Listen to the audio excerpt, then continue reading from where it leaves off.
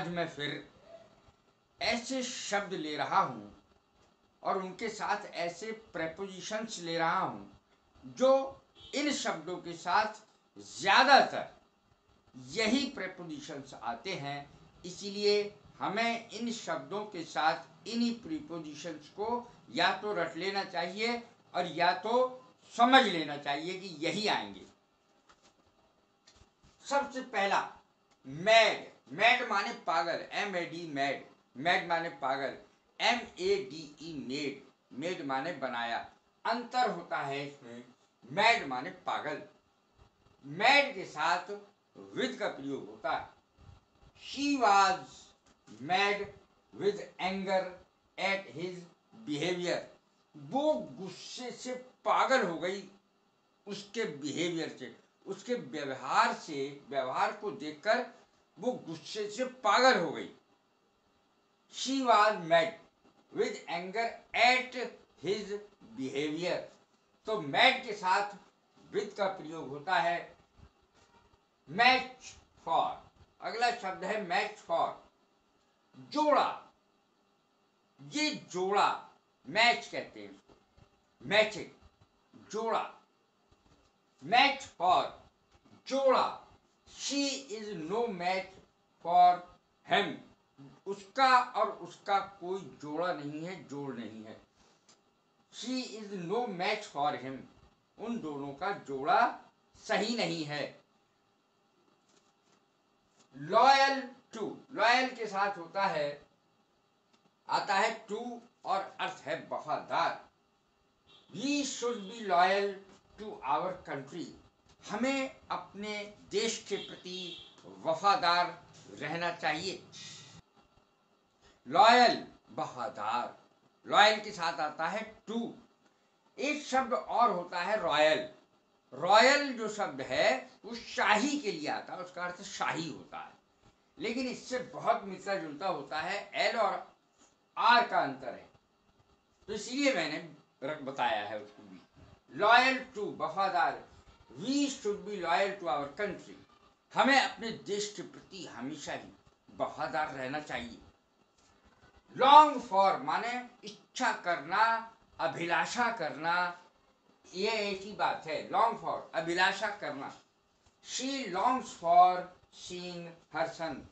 उसे अपने बेटे को देखने की अभिलाषा है, इच्छा है, आकांक्षा है।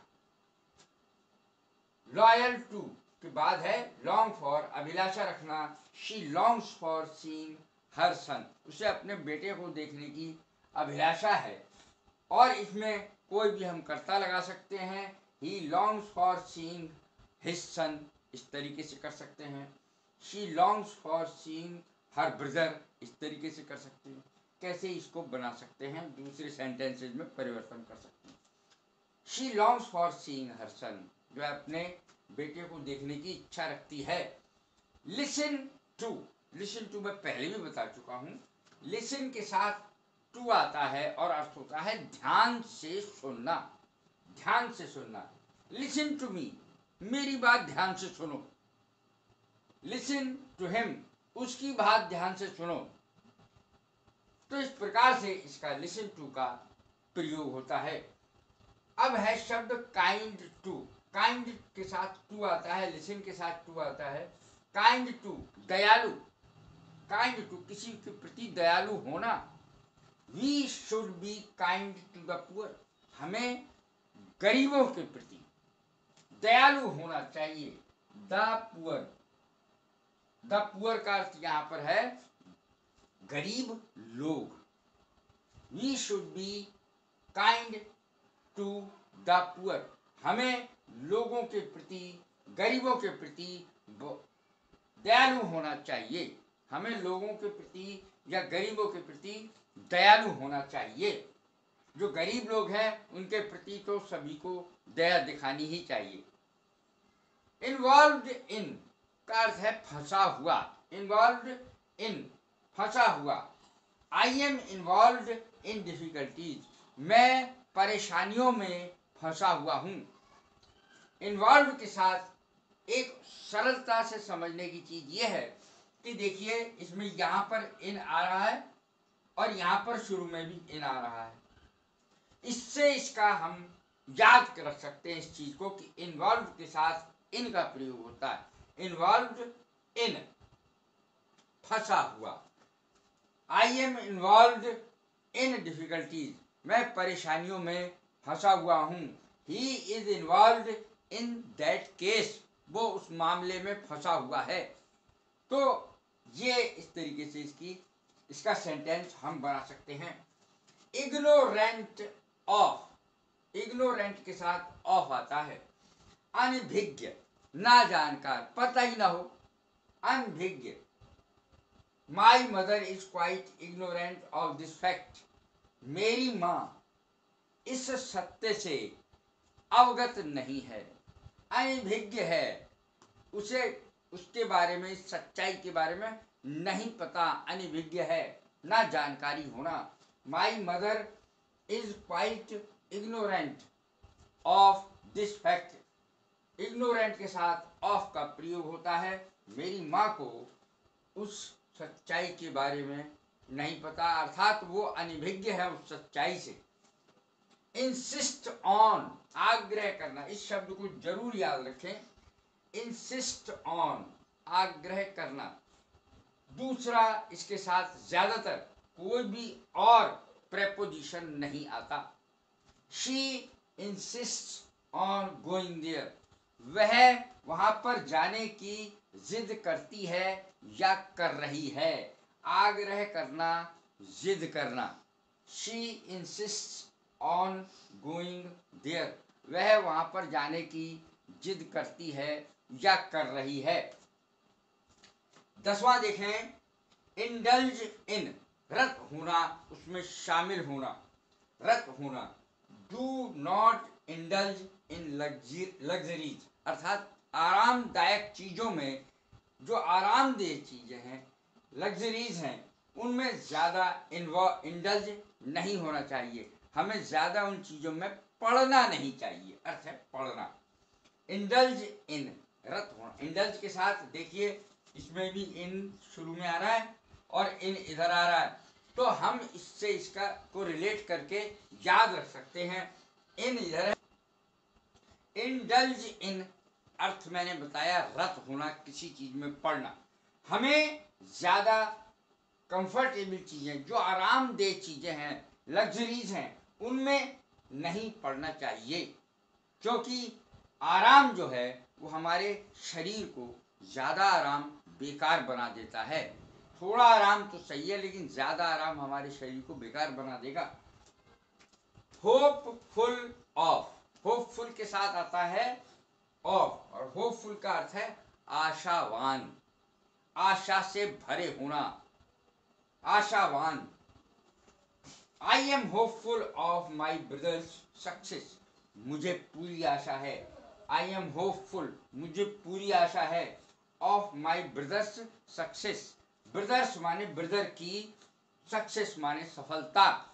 मुझे अपने भाई की सफलता पर पूरी आशा है, सफलता की पूरा भरोसा है, आशा है। आई am hopeful of my brother's success, मुझे अपने भाई की सफलता की पूरी पूरी आशा है।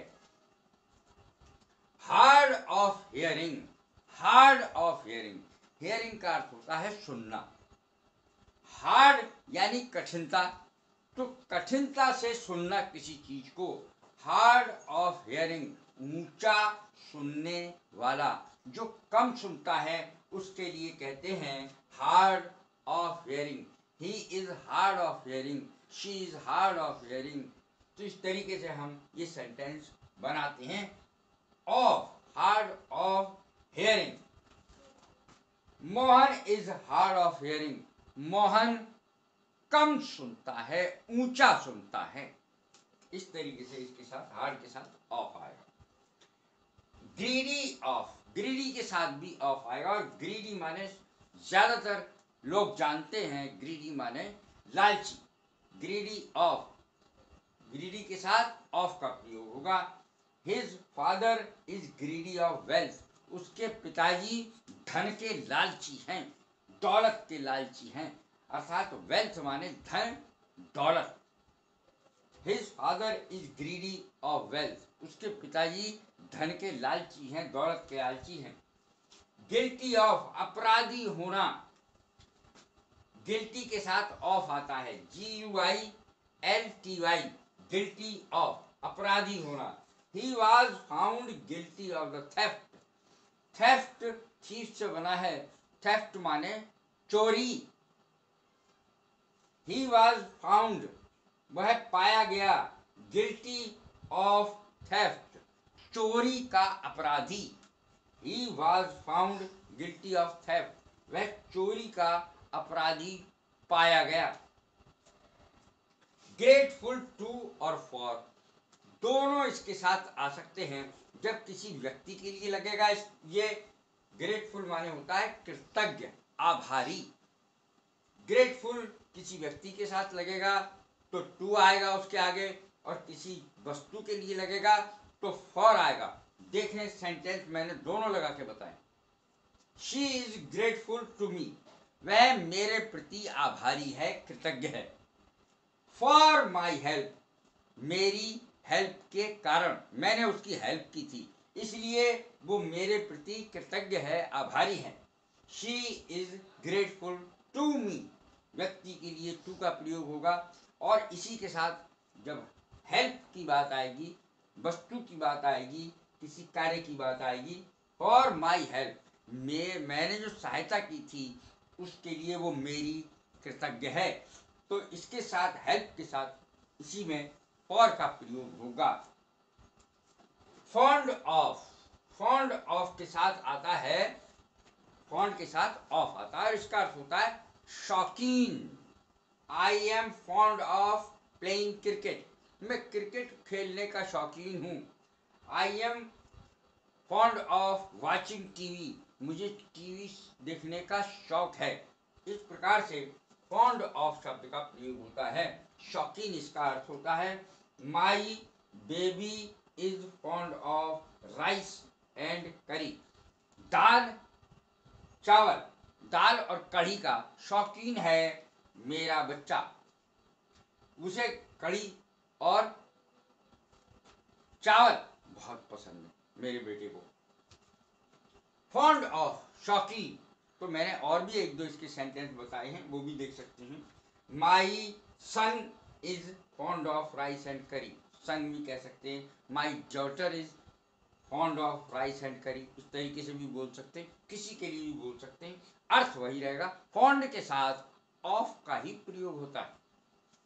Fond of, my son is fond of rice and curry, rice and pulse भी आ सकता है, दाल चावल का शौकीन है। My son is fond of rice and pulse, अर्थात मेरा बेटा दाल चावल का शौकीन है। तो इस तरीके से ये जितने भी हैं इनके साथ ज़्यादातर एक जैसी प्रीपोजिशंस आती हैं। इस बात का ध्यान रख लें, या ध्यान रख सके तो ध्यान रख लें, नहीं तो इसको रटना भी कोई बुरा नहीं होता। वन, अब मैं आपको बताने जा रहा हूँ एक quotation. One who can conceal his tears, अर्थात जो अपने आंसुओं को छिपा सकता है, he is really a great man, वो वास्तव में एक महान व्यक्ति होता है जो दूसरों को ज़्यादा अपने दुख उजागर नहीं करता, अपने आंसू दूसरों को दिखाता नहीं फिरता, वो वास्तव में एक महान व्यक्ति होता है। कैसी लगी मेरी ये वीडियो? लाइक करें, शेयर करें, सब्सक्राइब करें। God bless you. Thank you very much.